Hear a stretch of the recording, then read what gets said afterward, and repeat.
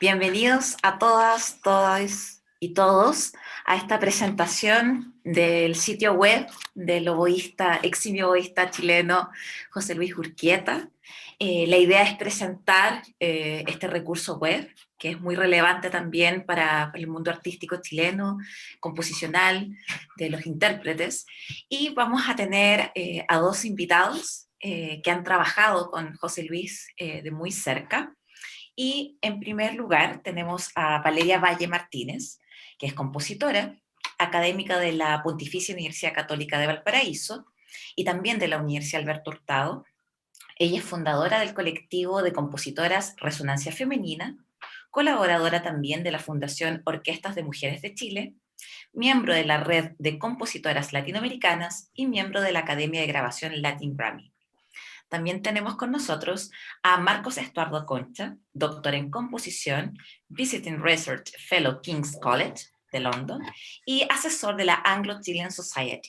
Y por supuesto tenemos a José Luis Urquieta Plaza, oboísta, coordinador del proyecto Nuevos Aires Chilenos para Oboe, el nombre de este sitio web, primer oboe de la Orquesta Sinfónica de la Universidad de La Serena y director artístico de la Asociación Cultural Mismar. Muy buenas tardes. Muchas gracias, Nayib, muchas gracias, Marcos y Valeria, por estar presentes en este día tan importante para este proyecto y para mí, por supuesto. No, el gusto para mí también poder moderar esta iniciativa. Y bueno, además felicitarte, José Luis. Era una herramienta que hacía falta en Chile y bueno, ahí vamos también a profundizar en cómo esto nos va a ayudar para diferentes aspectos, para el aspecto composicional y también desde el prisma académico.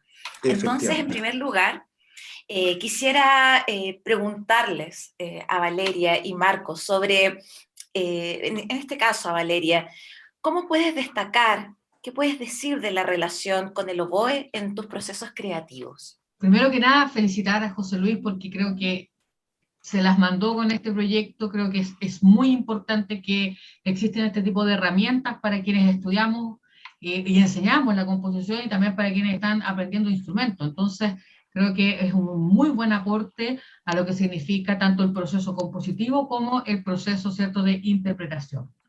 Dicho eso, para mí la relación con José Luis Urquieta, el maestro José Luis Urquieta, abrió un mundo de volver a reencontrarme con lo que era la relación creación-interpretación, de volver a mancomunar esa actividad de un diálogo que tiene que ver con construir en conjunto las sonoridades. Y eso para mí fue súper importante.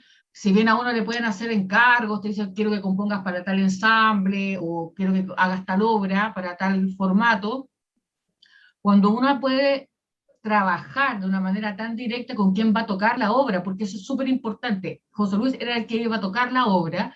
El diálogo para mí cambia, y cambia en el sentido porque yo sé qué toca, cómo toca, cuáles son las posibilidades del instrumento, cuáles no, cuáles son los efectos, sobre todo cuando trabajamos con técnicas más actuales, cuáles son los que me quedan mejor en tal registro, si se pueden hacer más rápido, de qué manera se puede ir construyendo, ¿cierto? Los imaginarios sonoros, las figuras, los conceptos, cómo se van plasmando en este diálogo. Y para mí fue súper importante porque vuelve como horizontal, que para mí es súper importante esa relación, esa horizontalidad en el proceso de que la obra es un todo, tanto para mí que me siento a componer, como para quien la va a tocar. Y en conjunto se va dialogando para que la obra finalmente sea idiomática y quien la va a tocar sienta que es una obra tocable, accesible y sobre todo que la pueda disfrutar, porque eso de encontrarse con esos muros que de repente haces algo muy complejo y después no lo quieren tocar más la obra y queda ahí como en el baúl de los recuerdos, es súper triste. En cambio, con esta forma de trabajo, uno sabe que la obra tiene ese movimiento constante de que puede ser interpretada porque la técnica y todos los recursos que están puestos en ella son posibles. Y eso para mí es como el resumen de una tremenda amistad y sobre todo este reencuentro con la horizontalidad del trabajo entre compositora e intérprete. Muchas gracias, Valeria. también quisiera preguntarle a Marcos Estuardo, ¿cómo abordas la relación colaborativa con las y los intérpretes que tocan sus obras? Gracias a Nayibe. Bueno, no hay necesidad de hostiarme, yo soy jovencito todavía. Y bueno, o eso creo yo. Bueno, el asunto es que con esto que tú me preguntabas, la relación con los intérpretes que tocan mi música es extraño, porque yo siempre me he considerado un compositor que tiende a trabajar un poco aislado, en el sentido de que me gusta estar en mi escritorio escuchando mis influencias, analizando mis partituras y después mando mi obra finalizada, con lo bueno y lo malo que eso trae. Por supuesto, por lo que decía Valeria es muy importante, y eso es algo que me gusta destacar del trabajo con José Luis. Yo creo que con José Luis es probablemente uno de los pocos, si es que no el único, intérprete con el cual he podido establecer una relación más larga. Cada vez que tengo algún encargo o trabajo con otro intérprete, normalmente yo mando mi partitura, después recibo una grabación, que es como la forma de operar normal. Pero con José Luis, por el hecho de que he compuesto ya más de una obra con él, me pasa lo mismo que me pasa con Valeria, que le pasa a Valeria, de que yo sé cómo va a sonar, y algo que me parece muy interesante igual es que sé el sonido de José Luis. Sé cómo aborda, sé cómo hace su fraseo, sé cómo estudia la música, y eso me ha hecho escribir la música para oboe pensando en él. Y otra cosa muy interesante que dijo Valeria, que habla de la horizontalidad, pero mi relación con la horizontalidad ahora es más bien composicional, porque mi relación con el oboe es especial. Al principio era yo creo que si no hubiese sido por José Luis, yo nunca habría escrito algo para oboe, la verdad.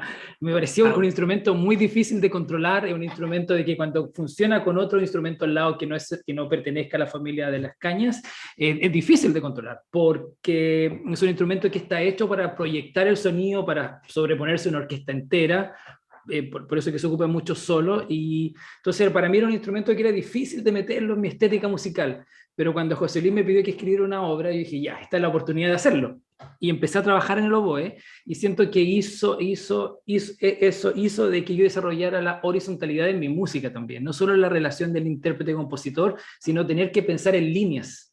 Es algo que hasta que empecé a trabajar con José Luis no consideraba mucho mi música, me gustaba mucho más la verticalidad, la formación de acordes, pero con el oboe, y sobre todo componiendo música para el oboe solo, tuve que comenzar a diseñar mi música en un sentido horizontal, una melodía, y qué nota viene después de la otra, las alturas, pero siempre desde un punto de vista horizontal, y yo creo que eso es una de las cosas que más ha afectado para bien mi forma de componer y trabajar con José Luis. Muchísimas gracias, Marco. También opino lo mismo sobre la horizontalidad, sí. Y además el tema de las nuevas, como técnicas también, las técnicas extendidas, y es verdad que José Luis se destaca en ese campo. Es uno de los pocos intérpretes realmente que ha abordado esas técnicas. De hecho, José Luis, ahora viene esta pregunta para ti. ¿Qué podrías destacar de la relación entre intérprete, creador y o creadora en tu quehacer artístico? Bueno, este es un tema muy recurrente para los que nos dedicamos a la música de nuestro tiempo, ¿verdad? Se ha hablado muchísimo, se ha escrito mucho, y sin duda alguna este es algo a lo que siempre se vuelve. Para mí es muy importante y además es muy singular.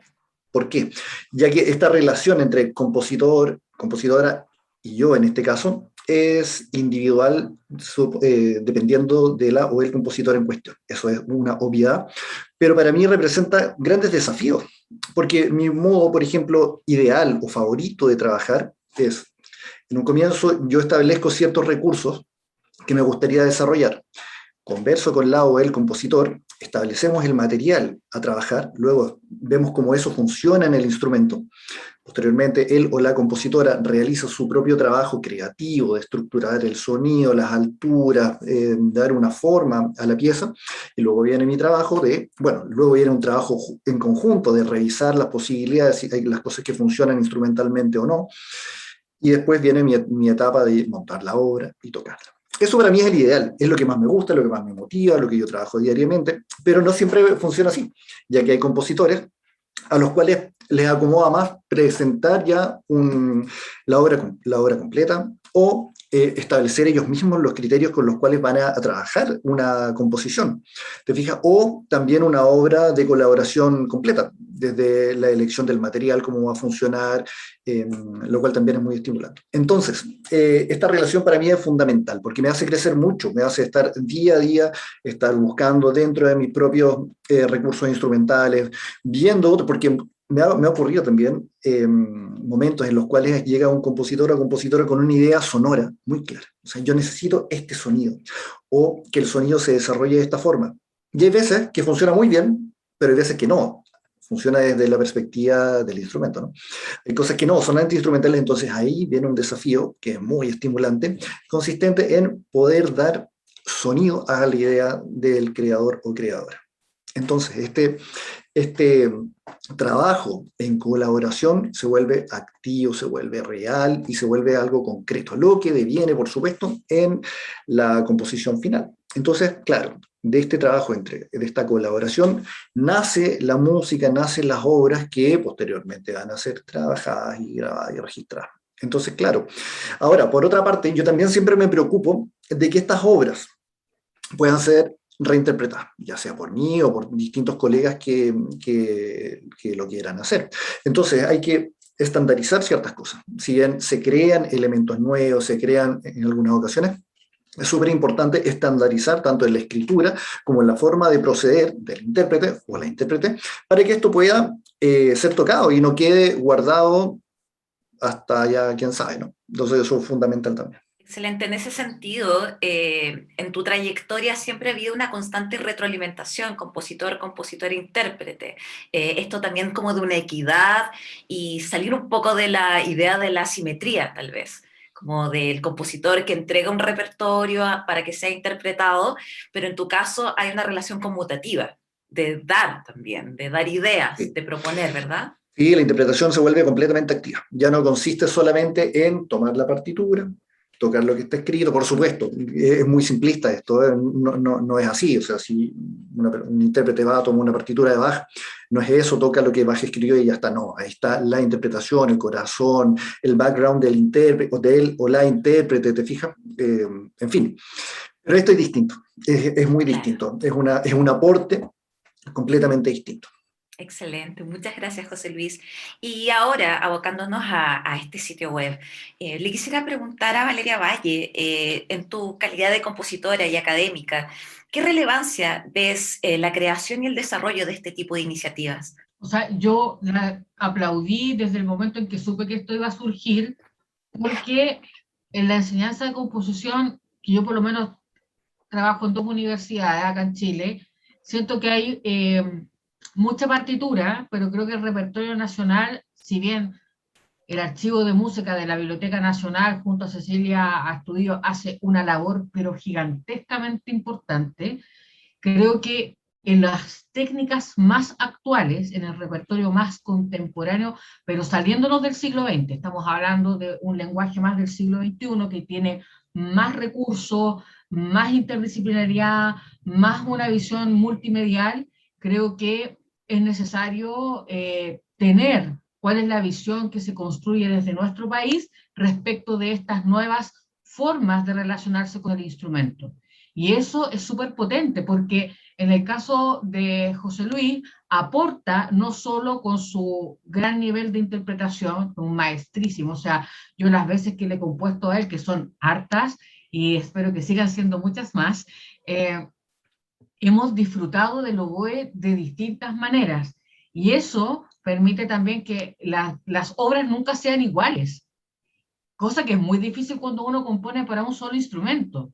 Entonces, esa versatilidad, el poder conocer las técnicas, el saber que además él se preocupa de perfeccionarse en las técnicas más actuales, ahora por ejemplo el sonido eólico, el sonido por ejemplo de las técnicas sin caña, de cómo se puede trabajar con el oboe dando vuelta a la campana para allá, sacando esto acá, o sea, eso para mí es súper importante porque no queda solamente en una iniciativa de decir, oye, me encantaría hacer un pasaje que suene como así, y cómo eso lo podemos hacer sin recurrir a la parte electrónica, que sería mucho más fácil. Entonces, o samplear el sonido, ¿me entiendes tú? En este caso, con José Luis, uno logra llegar a ese punto de encuentro en donde dice, mira, ¿sabes qué? Yo descubrí que en el oboe, o hice un curso donde vi que el oboe se podía tocar así. ¿Te parece este sonido? Y es como, wow, sí, eso es, hagámoslo así, coloquemos ese sonido, ¿cómo se escribe?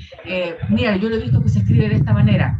Y que esa cantidad de recursos estén en una página donde una persona que está tratando de encontrar su lenguaje musical pueda tener disposición de ello, es fantástico. O sea, cuando yo estudié composición de partida, y lo voy a recalcar siempre, no tenía referentes mujeres. Eso es y ha sido siendo un gran problema. Pero además no tenías acceso a partituras, a grabaciones, era muy difícil, o sea, estaba todo este tema de los cassettes, que tenías que grabarlo, que tenías que conseguirte, que tenía la audición. Bueno, la NSAI también hizo harto teniendo grabaciones de las obras de los compositores de la época, pero aún así que hay en un solo lugar un espacio, una gaveta de herramientas, un tools donde uno diga, ya yo abro este cajón y saco esto, o yo quiero esto, y encontrar ahí está la obra, está la referencia, que haya también, muy importante en José Luis y en todo su trabajo, equidad de género en la creación musical. Y eso yo lo destaco, porque ahí también uno se da cuenta que la música va más allá del género, porque el efecto que puedo haber colocado yo, lo puede haber colocado Marco, lo puede haber colocado Graciela, lo puede haber colocado, ¿me entiendes tú? David o Esteban. Entonces, en ese sentido es súper importante porque el diálogo de recursos empieza a ser equitativo y horizontal y accesible, que es una de las cosas súper importantes que yo creo que es una deuda también que hay con otros instrumentos, sobre todo, que eso debería ser una charla aparte, bronce en nuestro país. Entonces, sí, es como una gran deuda histórica. Pero por eso felicito esta iniciativa, porque yo como académica digo, por favor visiten esta página, o podemos hacer esto, trabajo en universidades que dictan la cátedra de oboe, y para mí esto es un recurso invaluable para poder avanzar en los lenguajes personales de mis estudiantados. Muchísimas gracias, Valeria. Yo también acá voy a tomarme de tus palabras y además de elogiar esta propuesta, y lo digo como amiga y también como académica, considero que esta iniciativa de José Luis deshegemoniza también el canon androcéntrico de la composición chilena, sobre todo, y además como tomar estos baluartes del siglo XXI, además con las nuevas técnicas, así que desde esa perspectiva yo también valoro lo que tú estás haciendo, José Luis. Hablo también desde una perspectiva de género, me dedico al trabajo sobre mujeres en la música, así que alabo tu labor. Y desde ya también, abordando el aspecto académico, quisiera consultarle a Marcos, ¿cómo consideras que los recursos de este sitio web pueden ser útiles como herramientas de búsquedas en una investigación, por ejemplo? Muy útil y de distintas maneras. El hecho de que la información esté disponible por la web y que se pueda acceder a cualquier país que no tenga una cortina de fuego, que se pueda acceder a Internet, ya es algo maravilloso. Y en ese sentido, como decía Valeria, cuando uno trabaja en universidades o está conectado con la academia, es muy fácil que exista este tipo de recursos. O sea, no es fácil que exista, pero es muy fácil guiar a las personas, decir, mira esta obra, aquí está la grabación, aquí está la partitura, y en ese sentido es muy, muy fácil. Es un archivo, y como todo archivo, es bueno que exista y que esté a libre disposición. Y lo cual es muy importante, es un archivo que, si bien es gratuito, no ha sido gratuito crearlo, porque hay muchos compositores que han trabajado detrás, hay mucho tiempo invertido detrás, hay mucho dinero también invertido detrás, y todo eso es algo que también tenemos que valorar y destacar. El material está ahí, es una bendición, yo creo, no solamente para el medio chileno, sino para el medio internacional. O sea, el hecho de que exista ese material nos permite acceder a partituras que de otra manera no estarían disponibles. Sí, exactamente. Y sobre todo en esta época de pandemia, donde Así el es. acceso a las fuentes, a los archivos se dificulta aún más. Así que tener este repositorio, Sí. por supuesto, que es muy, muy importante. Sí, Sí, bueno, concuerdo con ustedes. y hablando de eso, el hecho, me da la impresión, José Luis me podría corregir al respecto, la forma más común de trabajar, yo creo que salvo notables excepciones, es sobre un software, sobre un programa con el cual uno construye la partitura y después la envía. Es algo que es bueno y malo, o tal vez no es ni bueno ni malo, pero es algo que existe, porque ya de nuevo, salvo contadas excepciones, ya no tenemos acceso al papel o al original que antiguamente se usaba como para analizar la obra, al manuscrito. Eso ya es algo que ya no existe. Y eso es algo que también yo creo que en algún momento se va a tener que analizar. O sea, algo que hemos perdido en esta modernidad es el estudio del proceso creativo desde la partitura, porque ya no tenemos originales. Tenemos productos finales en PDF, tal vez algunas, 2 o 3 versiones que existen para corregir, pero me parece interesante eso también. Sí, es verdad. En ese sentido, como que se pierde como esa aura, como decir de Walter Benjamin, de la partitura, como de la obra en sí. Sí, es verdad. Y ahora hay que repensarlo con estas como nuevas tecnologías y en esta era, que ha sido muy compleja. Y José Luis, la pregunta del millón. ¿Cómo nació este proyecto? ¿Cómo fue la génesis desde convocar a este grupo de compositores y compositoras y luego emerger con este sitio web? Bueno, muchas gracias por tu pregunta. Es muy importante para mí eso, el cómo nació esto, ya que podría pensar por una parte que esto fue a poquito, una obra y otra, pero no, la verdad es que esto tiene un suceso, un momento súper particular. Yo lo he comentado en presentaciones anteriores, y nació de una necesidad súper concreta. Cuando yo estaba estudiando con mi maestro en Alemania, yo estaba estudiando oboe, estaba haciendo mi posgrado en oboe, surgió un momento en el cual se nos pidió a los estudiantes de este maestro, Tomás Indermühle, montar un recital, porque tenemos que montar muchos recitales, con obras de nuestro continente e idealmente de nuestro país. Entonces, bueno, evidentemente para mis compañeros europeos e incluso asiáticos fue una tarea muy sencilla, pero para mí como latinoamericano y chileno particularmente fue una complejidad enorme, ya que había muy poquitas obras. Estoy hablando del año 2008. Sí, había obras muy notables, una obra, por ejemplo, Solitario 7 de Guarello, obras de Gabriel Brencich, de Roberto Falabella, pero era imposible acceder a ellas. La única que estaba disponible en la página web del maestro era la obra de Alejandro Guarello, Solitario 7. Entonces, claro, con una hora no podía armar un programa de una hora, 50 minutos. Lo mismo pasó con la música latinoamericana. Hay obras emblemáticas, por ejemplo, la obra Marcias de Mario Lavista, que es del año 1982, lo mismo. No es una obra que sea fácil de adquirir, probablemente ahora sí, porque se distribuye de forma digital, pero en ese momento, hace más de 10 años atrás, no. ¿Te fijas? Entonces, bueno, llegué un poco con mi maestro y le dije, mira, es Serbo Siriano, pasa esto, acá hay una necesidad. Acá hay algo por desarrollar, y por otra parte a mí siempre, desde mi inicio, desde muy niño, que ha gustado mucho la música actual, la música cercana al ruido, la música, en fin. Entonces partí con esto. Cuando estudiaba en la Universidad Católica de Chile, Pontificia Universidad Católica de Chile, trabajé con bastantes estudiantes de composición, los cuales tiempo después ya eran compositores profesionales y empezamos a trabajar en obras para oboe solo, en fin, hasta que llegó un momento en que ya había varias obras, llegó una etapa de empezar a registrar estas obras, y es hace 2 años cuando hago un magíster en investigación en música, dedicada a la música contemporánea, en que empecé a investigar sobre los recursos que menos se utilizaban en la música actual para el oboe. Y estos llegué a la conclusión de que eran las sonoridades eólicas, lo que no pasa en la flauta, incluso en los metales, en clarinete, etc. Y al buscar elementos para estudio, empezar a recurrir a fuentes fue súper complejo. Evidentemente la pandemia acentuó esto, pero había muy poquitas obras. Nuevamente tenía que comunicarme con oboístas que ya habían tocado, muchos no conocían, muchos no les interesaba compartir material, otros sí, por supuesto.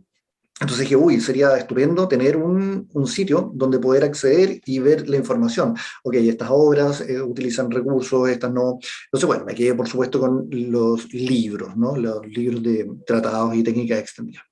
Entonces, eso fue algo que me quedó dando vuelta.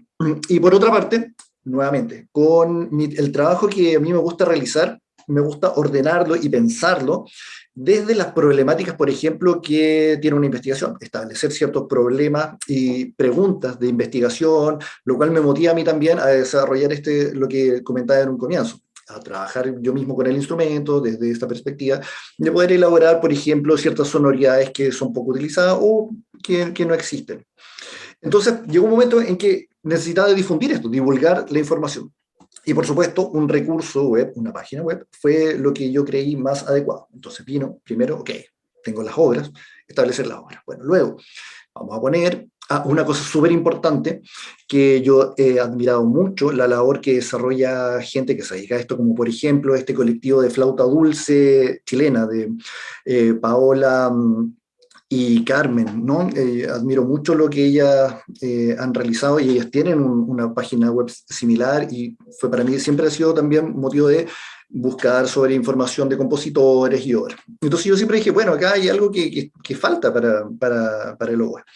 Y entonces, bueno, me puse un poco en esta labor. Esto es un trabajo que lleva varios meses ya, desde marzo, que empecé ya formalmente a trabajar en esto y hasta a día de hoy, que ya puedo decir que está presentable, ya que es un trabajo que es bastante, se va haciendo día a día, con la llegada de nuevas obras, y como ya les voy a mostrar cómo funciona este recurso. De hecho, llegó el momento de poder presentar este sitio. Bueno, el nombre es muy sencillo, nuevosaireschilenosParaOboe.com, muy fácil de poder acceder a ella, y nos vamos a encontrar con estas partes, ¿no? Se ve, ¿verdad? Aquí estoy. Sí. En este momento está en construcción, ya que vamos a inaugurarla, finalizar esto. Y parte, por supuesto, con una reseña, la cual podemos encontrar en español, inglés y portugués, que refleja un poco lo que yo les mencioné. Posteriormente vamos, yo creo que al corazón de esta página, que es el catálogo de obras. El catálogo de obras está conformada por 118 obras de distintos formatos, ordenadas en orden alfabético. Y bueno, por supuesto que esto tiene una búsqueda. Esta búsqueda es de distintos, puede ser a través de distintas formas, ¿no? Podemos, por una parte, acceder a ella cliqueando en un compositor, por ejemplo, en don Pedro Álvarez. Hacemos un clic en su nombre y se va a abrir una pestaña en la cual sale una breve reseña de él, su página web y la obra con la cual forma parte de este catálogo.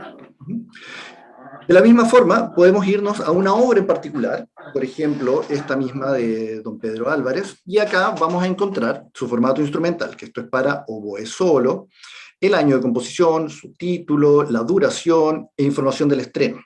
Esto en este caso fue el día 11 de abril del 2015, en un concierto este fue un concierto del el aniversario número 50 de la Academia Chilena de Bellas Artes.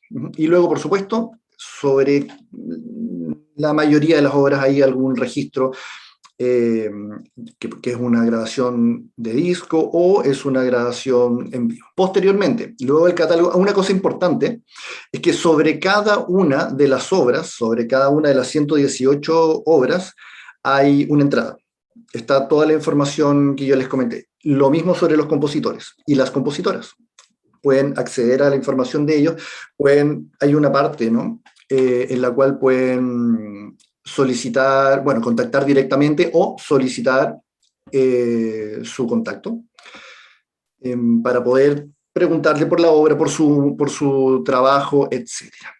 Luego viene esta parte, que son los recursos, que es para mí la parte más entretenida, porque son los recursos instrumentales que están incluidos en estas obras. Y están ordenadas por recursos tímbricos, recursos de registros y recursos no instrumentales. También hay un buscador, en el cual tú pones, por ejemplo, bisbicleando, o por ejemplo, frulato, o etcétera. Y si hay una coincidencia, puedes encontrar. Por ejemplo, yo me voy a los recursos tímbricos, y me va a aparecer una serie de recursos, los cuales están contenidos. Si ustedes, por ejemplo, buscan un recurso particular, puede que no esté, porque puede que este recurso en concreto no esté contenida en las 118 obras del catálogo.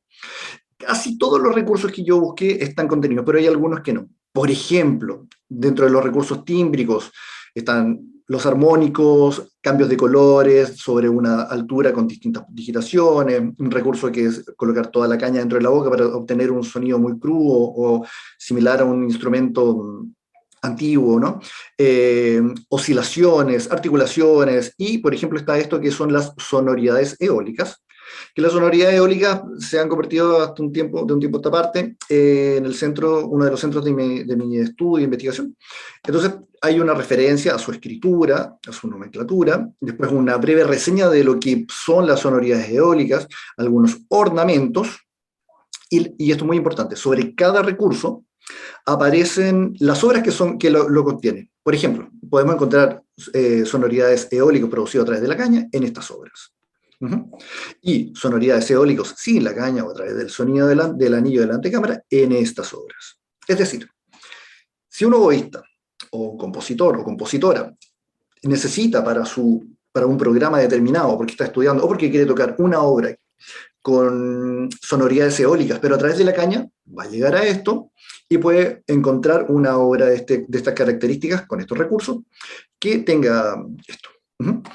Y eso es fundamental, porque yo y otros colegas también nos hemos enfrentado a esto, ¿no? Necesito una obra de estas características, pero ¿dónde la encuentro? O sea, ¿y cómo lo pido, no? Me voy a un catálogo de obras, pero que diga que tiene este recurso, que necesito obras con bisbicleando, o con frulato, o con sonido de llaves, o con lo que sea.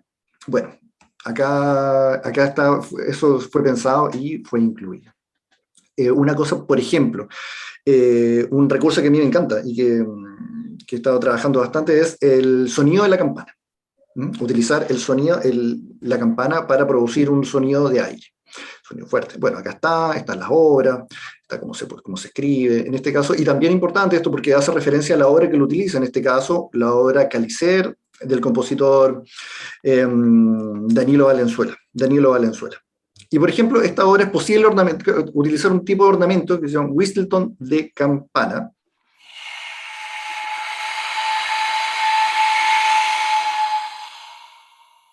¿Verdad? Escribir esto sería un poquito extenso y complejo. Sonoría producida al utilizar el borde de la campana como un bisel. Puede ser hasta muy abstracto. Entonces, tenemos este ejemplo.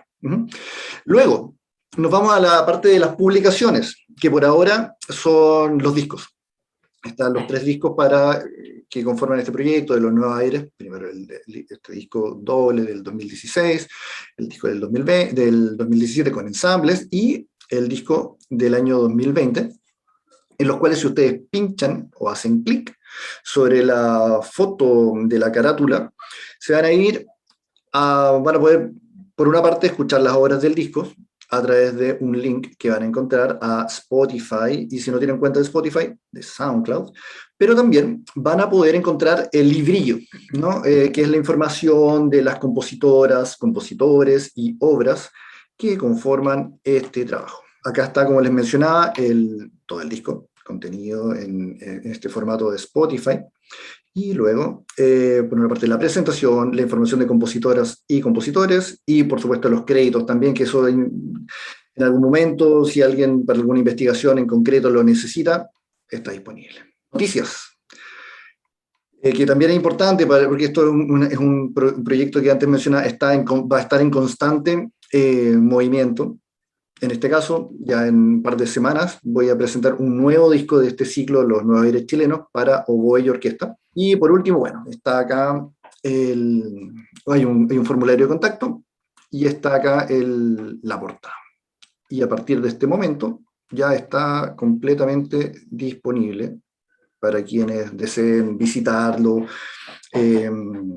y ver sus diferentes secciones. Excelente, José Luis, muchísimas gracias. Algo que tú mencionaste, que estás actualmente investigando también, como el tema de los eólicos, y me consta porque lo hemos trabajado también como desde el lenguaje académico, y cómo ha sido esa experiencia también, como desde la interpretación pasar a la investigación o a la práctica artística como investigación. Como antes lo mencionaba, es algo fundamental, se ha convertido en algo fundamental para mí que hacer. ¿Y a qué me refiero con eso? En la reflexión de qué es la investigación, que esto por supuesto es tema para otro conversatorio, pero qué es la investigación en interpretación. Para mí es precisamente eso, es la investigación en un comienzo de los recursos instrumentales que pueden provenir de mi quehacer, de mi forma de tocar, la interacción con las y los compositores, cómo eso da lugar a una obra y luego cómo eso se aborda. Para mí todo este proceso creativo, colaborativo y, por supuesto, investigativo. ¿Por qué? ¿Y por qué es investigativo? Porque contempla los pasos de una investigación científica. Contempla preguntas o interrogantes, planteamientos de tesis, experimentación a través de una técnica que describe López Cano y Úrsula San Cristóbal, que es la autoetnografía crítica. Es posible, bueno, de hecho en mi tesis yo planteo que es posible determinar ciertos elementos instrumentales, los cuales son posibles de utilizar posteriormente. Entonces se configura un proceso investigativo en el cual se presentan tesis, se presentan preguntas de investigación, las cuales a través de un proceso de investigación son resueltas, lo que además da origen a obras, a música, las cuales son interpretadas y registradas y puestas a disposición de la comunidad. Excelente, excelente. Encuentro que es un muy buen trayecto el que estás realizando y que probablemente se venga el doctorado. Así que, como esa Sí, prosecución también de la investigación. sin duda, sin duda. Sí. Excelente. Vamos a ver algunos comentarios del Facebook Live. Bueno, de partida son muchas felicitaciones, José Luis, por esta tremenda iniciativa. Tenemos personas de México también conectadas, un visionario, y él lo afirma, José Luis. Victoria Vial, que es con quien también trabaja contigo, tremendo trabajo, un grande José Luis Urquieta. Valeria Romero, espectacular la página, felicitaciones, y también agradece este material.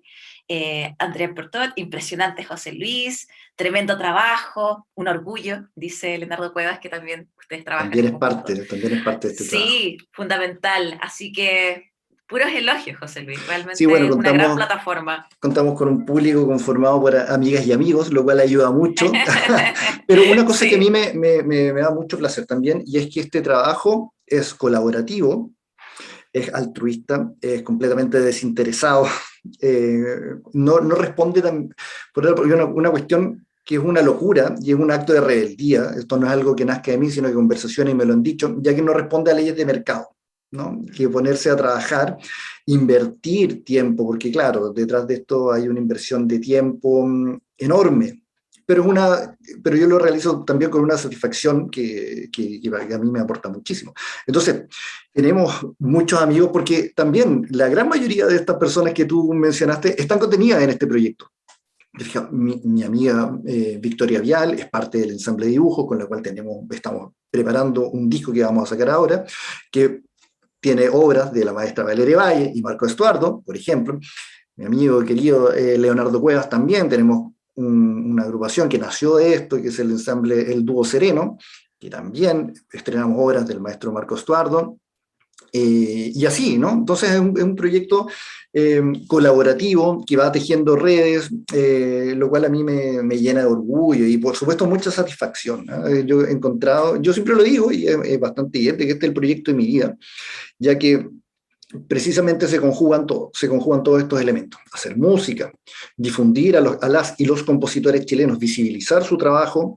En esta época de pandemia se ha mermado muchísimo una de las cosas importantes de esto, que son los conciertos. Lleva un ritmo de conciertos muy, muy, muy importante, lo cual fue completamente detenido por esto, como todo el mundo. Pero cuando se pueda retomar, volveremos, y digo volveremos porque mis colegas están, por supuesto, involucrados en esto, y se retomarán todas las actividades de este proyecto. De hecho, también algo que mermó este periodo dramático de la pandemia y que por fin estamos como avanzando un poco, es como la detención de tus actividades también en el extranjero. Tú siempre has sido muy prolífico también en las actividades, en los talleres, las charlas, conferencias, así que ojalá poder retomar pronto Ojalá, eso. tuvimos que cambiar un poco el formato, ¿no? Formato online, y lo otro, bueno, como todo el mundo estamos acá esperando que todo esto pase, cuidándonos y ya esperando volver a la normalidad. Por supuesto. Bueno, y ya para ir culminando en esta ronda final de preguntas, quisiera preguntarle a Valeria Valle, ¿cómo crees que se podría potenciar la creación con una perspectiva de género? Excelente pregunta. Yo creo que fomentando trabajos como el que realiza José Luis Urquieta, yo tengo la posibilidad de dialogar abiertamente con él cuando queremos hacer una obra, para qué formato, porque está oboe solo, 2 oboes, para el ensamble de dibujo, oboe y orquesta, oboe y orquesta más grande, entonces porque está orquesta de cuerda, orquesta de cámara, nos falta la orquesta sinfónica, José Luis, así que vamos a ir apuntando a este lado.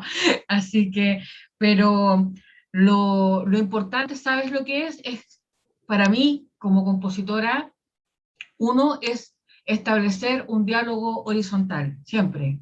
Creo que es súper importante creer en que a una no se le cae la corona por andar preguntando cómo se toca una cosa en el instrumento, o uno no deja de ser más o menos compositora por eso.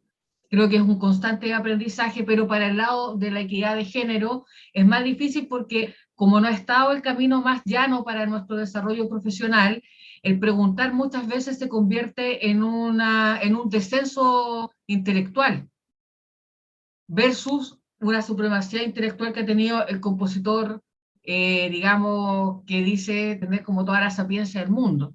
Entonces, yo creo que el poder construir estos espacios solidarios donde se construye el conocimiento de manera colaborativa son súper importantes, en donde la pregunta no hace menos a alguien, sino que la pregunta permite construir un camino en conjunto.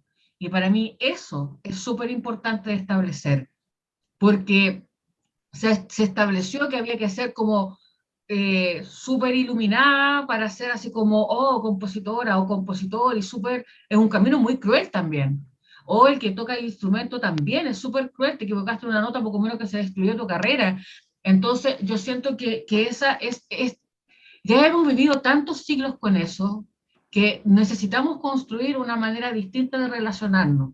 Y esa manera distinta de relacionarnos es cuando creemos de verdad en que las cosas son colaborativas, en que las cosas de verdad son para construir, porque en el fondo la obra o la resultante, o que uno se sienta, digamos que el imaginario sonoro y el concepto y todo lo que uno quiere plasmar en su narración sonora está presente ahí, pero está presente ahí porque hay alguien que te dijo, sí, es posible, esto yo sí lo puedo tocar, esto es posible de que suene así. Entonces, en la resultante es un resultado humanitario.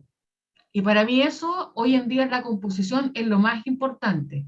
No esos diálogos como, hoy te entrego mi obra, bueno, yo no sé, usted debería saber esto porque usted estudió instrumentación, entonces, ¿cómo no es posible que usted no maneje esta técnica? Lo encuentro horroroso. Yo creo que hoy en día necesitamos humanizarnos más. Nos ha enseñado la sociedad a construirnos súper individualmente, eh, y como te digo, y las mujeres fomentarle que pregunten, que se animen. Tienes la duda, no importa, hazlo. Y sobre todo si tienes personas como José Luis, también traigo acá a colación a mi amiga Katia Galleguillo, que también es de la misma línea, en la misma línea. Ya, pero mira, hagámoslo así. ¿Sabes que no, que a mí me cuesta mucho ese efecto, pero sabes que yo sé que hay otra persona que lo puede tocar? Cuando los diálogos se construyen de esa manera, es increíble, que no tiene que ver con que la obra sea buena ni mala, sino que tiene que ver con que la obra de verdad tú vas a sentir que suena un cañón. ¿Por qué? Porque la persona que está tocando la hace para sí misma suya. Y una siente que esa obra es como, wow, parí de nuevo y esto es fantástico porque está ahí todo el amor y todas las ganas, porque es una guagua deseada, ¿me entendí? Entonces, como que para mí es todo, como que confluye todo en ese sentido y ojalá que eso transmitirlo. Y sobre todo el hecho de sentir que una no va a dejar de ser más o menos por preguntar cómo se toca o cómo se escribe algo. Concuerdo plenamente contigo. Y en el caso de Marcos Estuardo, quisiera preguntarte esto. ¿Cómo crees que se podría potenciar la creación, pero desde una perspectiva académica? Porque tú colindas con ambos mundos, finalmente. Esa es una pregunta compleja, por lo tanto seguramente la respuesta también va a ser compleja, pero trataré de simplificarlo. Por varias razones históricas, la composición clásica siempre se ha tendido a ver como una actividad académica. Ahora no es mi área de expertise, así que ustedes me pueden corregir, pero sobre todo en el siglo XX, sobre todo después de la Segunda Guerra Mundial, cuando las universidades empezaron a absorber la composición como parte de sus currículum, sobre todo en Estados Unidos, en Inglaterra y hasta cierto punto en Alemania, donde en Estados Unidos y en Inglaterra los conservatorios están un poco separados de las universidades, pero las universidades también empezaron a absorber muchas de las cosas que se hacían en los conservatorios y empezamos a tener la formación de este compositor musicólogo, este compositor que además de música tenía que saber de otras disciplinas, en el caso que siempre se cita de Milton Babbitt en Estados Unidos, donde está el compositor, un matemático, Xenakis, donde empezó a mezclar el lenguaje matemático en algo que hasta ese momento era más bien de una disciplina que era ajena a las ciencias. Entonces, en ese sentido, la composición por mucho tiempo ha sido considerada en muchos círculos como una actividad casi 100% académica y un poco alejada de los intérpretes. Ahora, en algunas tradiciones, pero siempre hubo compositores díscolos y creadores díscolos que siguieron manteniendo un pie en cada círculo, ya sea como intérpretes y como profesionales universitarios. Ahora bien, lo que yo creo, y en esto tal vez voy a ser un poco abogado del diablo, es que algo que tenemos que hacer con la música clásica precisamente es tratar de sacarla un poco de la academia y reponerla en una esfera que sea más pública y menos académica. No tanto como una disciplina académica, sino más bien con una disciplina que mezcle el oficio junto con los conceptos teóricos con los cuales nos relacionamos con las obras. No sé si me explico. Hay una cosa de artesanía, que es como compositor algo que nosotros tenemos que tener, y esa es la razón por la cual, aunque en algunos lugares se está quitando, seguimos estudiando disciplinas que son como pilares, o que las consideramos como pilares. Estudiamos armonía, estudiamos contrapunto, estudiamos orquestación, porque consideramos que son disciplinas que generan en nosotros un sentido de artesanía. Pero también en las mallas académicas de muchas escuelas de composición tenemos filosofía, tenemos matemática, tenemos ingeniería del sonido y empezamos a meter otras cosas dentro de esto, lo cual me parece fantástico porque crea una visión de nuestro oficio que es mucho más completa. Pero ni ese tipo de formación, ni la formación más tradicional de conservatorio que se basa básicamente en estas disciplinas que son pilares, es mejor o peor que la otra. Yo creo que llegó un momento en la academia, para la academia y para la música, en la cual el mundo de la música popular, el mundo de la música de origen, tiene el mismo valor que la música que hacemos desde el conservatorio y desde nuestras disciplinas académicas con grados académicos. O sea, el artesano tiene tanto valor como el compositor que se desarrolla y que se relaciona con su obra de manera distinta. Al final es lo mismo, o muy parecido. Exacto. Sí, y de hecho pensaba como en estos como conceptos de música de arte, música erudita a veces, o música académica, como ir también descanonizando esas acepciones. Sí, totalmente. Agradezco muchísimo. Sí, perdón. Perdón, es que ambas, bueno, no es el tema, aquí estamos para celebrar a José Luis, la vida de José Luis, pero es un tema que da para mucho, y un tema que yo creo que los compositores de mi generación somos mucho más flexibles a ese estilo de ver composición que tal vez los compositores que vienen 2 generaciones atrás, donde yo vine de una generación en la cual escribir una octava era una octava en el piano, podía ser visto así como un pecado, o escribir un acorde mayor o un acorde menor. Eres un hereje. Soy un hereje, lo sé. Pero fue parte de una formación y me ayudó mucho deshacerme de ese tipo de cosas y explorar otro tipo de... Bueno, la universidad un poco para eso, para contrarrestar para poner en duda lo que estás haciendo, para cuando termines ya tenga un lenguaje más desarrollado. Pero es lo que quiero decir con esto es que nuestra generación, creo yo, es menos dogmática que la generación tal vez de nuestros antepasados, y eso es algo que le está haciendo muy bien a la música contemporánea, porque también atrae más público, y algo por lo cual tenemos que seguir luchando, y es algo para lo cual el archivo sirve mucho, es que tenemos que atraer más público, y para atraer más público necesitamos también atraer más intérpretes. Y esto es un archivo que es de gran valor no solamente para los compositores, no solamente para los investigadores, sino también para los intérpretes curiosos que quieren tocar música chilena y no saben dónde encontrarla. Y aquí está. Oye, Sí, cortito, excelente. yo quisiera destacar una cosa de lo que hablaba Marco sobre la mediación y acercar a la gente. Y yo sí estoy súper feliz porque yo con José Luis cuando tocamos el concierto de su Desideratum para oboe y orquesta, tuve la oportunidad de hablar de mi obra en Santa María, cuando la presentamos allá con la Orquesta de Cámara, y te juro que cuando yo le pude contar a la gente lo que iba a escuchar previamente, le conté una historia hacia la gente, para que se imaginara que estaba así como casi dentro de una serie así como de misterio. Y sabes que cuando terminó esa serie, o sea, cuando terminó la obra, la gente así como me daba las gracias porque decía, "Oh, todo lo que usted contó, yo me lo imaginaba, como él iba tocando, y, uy, y eso lo hace solo el instrumento".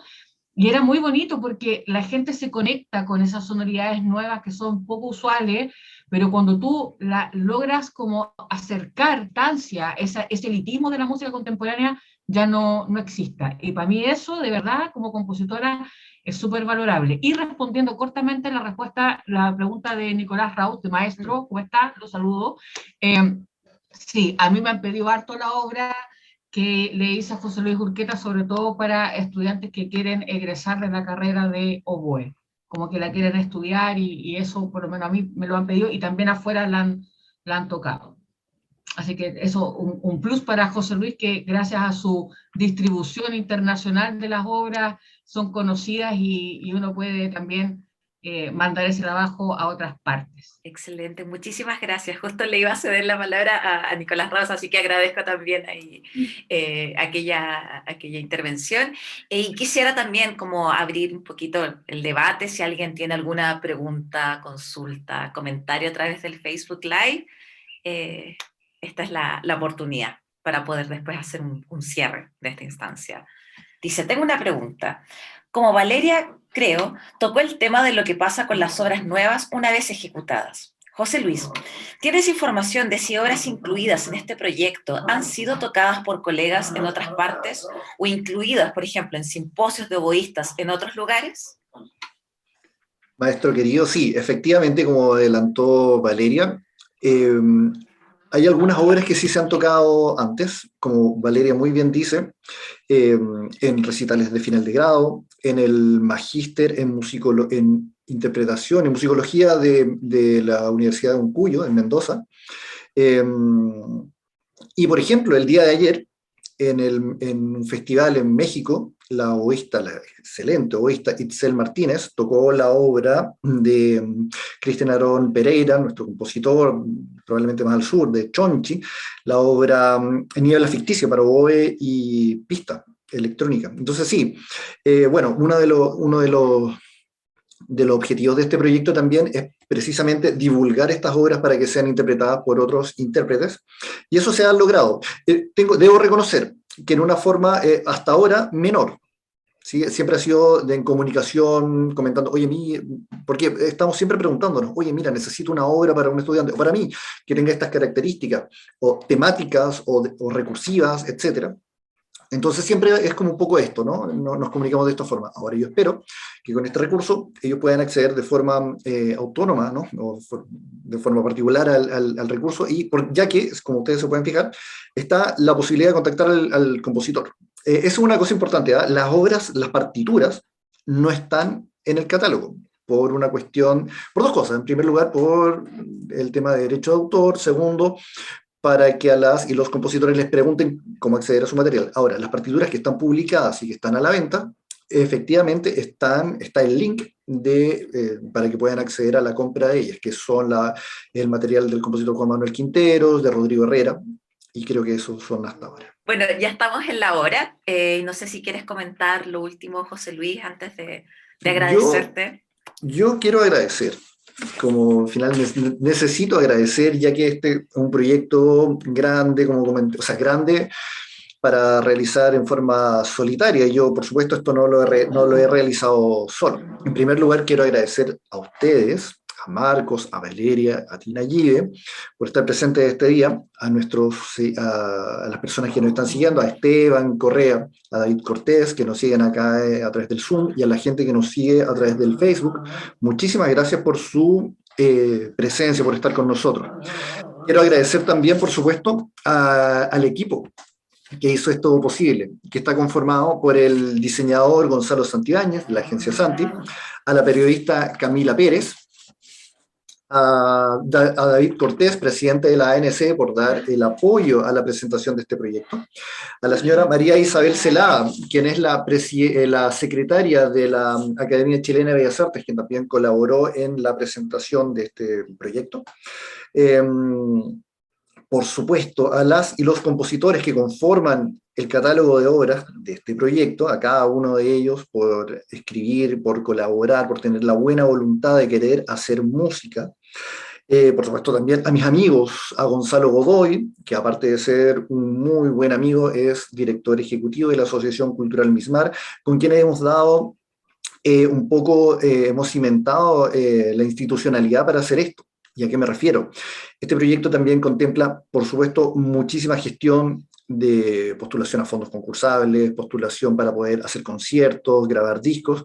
Y Gonzalo, mi amigo Gonzalo, es una persona que estaba al lado mío apoyándome y ayudándome, por supuesto, en todo esto.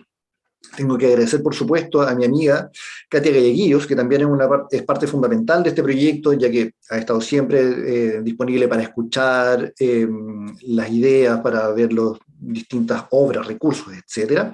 A mi amigo Leonardo Cuevas, que aparte de ser un gran amigo, es parte del dúo Sereno, como antes mencioné. A mi amigo Bruno Hernández, de México, que estaba por ahí también presente dentro de esta presentación, siguiéndonos, ya que también es súper importante ir comentando, preguntando, si bien yo soy muy testarudo y sigo bastante adelante, pero siempre también trato de ir preguntando, reforzando, y siempre está esta gente maravillosa a mi lado en la cual me puedo apoyar y saber que voy a tener siempre un comentario. Por supuesto, también a mi maestra y amiga Pilar Fontalva, quien ha sido importantísima en la creación, no solo de este proyecto, sino que en mi formación. Siempre ha sido una gran inspiración para mí todo su quehacer. Por supuesto, a mi familia, a mi madre y a mi padre por su apoyo incondicional en estas locuras que a nosotros nos suenan, son parte de nuestro trabajo, pero para la gente que no está habituada a la música actual, llegar haciendo ruiditos en la campana del oboe o llegar tocando el oboe sin la caña y decir, mira, ¿qué te parece esto? Puede ser un poco tirado de las mechas, ¿no? Un poco chocante. Muchísimas gracias también por creer y por apoyar estas cosas que pueden ser un poco no habituales. Y por supuesto a mi familia nuclear, que son mis 2 hijos, y a mi esposa, que son la chispa vital en esos momentos complejos, cuando no hay energía, cuando todo es difícil. Así que muchas gracias a todos ustedes. Pero yo agradezco también que me hayas convocado, José Luis, a poder moderar este conversatorio, que encuentro que es muy necesario, muy, muy importante también para propiciar futuras discusiones desde el tema de la academia, la perspectiva de género, la interpretación también llevada a la investigación, y agradezco, por supuesto, a Valeria y a Marcos que hayan aceptado esta invitación. Y nuevamente mis felicitaciones, José Luis. Muchas gracias.